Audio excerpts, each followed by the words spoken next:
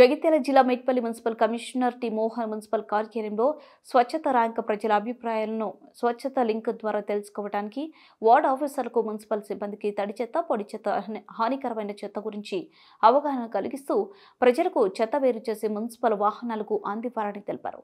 Commissioner మాట్లాడుతూ పారిశుద్ధ్యం, పరిశుభ్రత, స్వచ్ఛత కోసం మా సిబ్బంది నిరంతరం కృషి చేస్తున్నారు.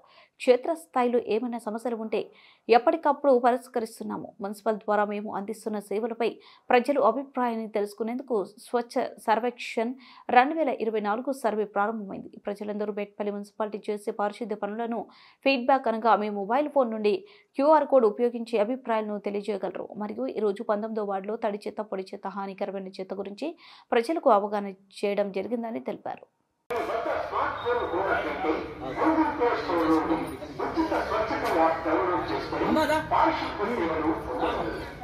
కమర్షియల్ షాప్ నిర్మాణంలో విధిగా రేపు చెత్త వ్యాపారంలో అమర్చుకొని తడి చెత్తను, పొడి చెత్తను వేరుగా చేసి మున్సిపల్ సిబ్బందికి అందించగలరు.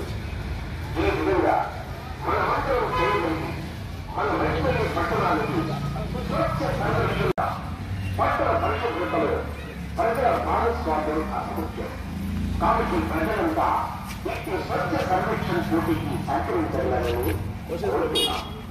జారీ చేయవారు కమిషనర్ పురపాలక సంఘం మేడ్పల్లి.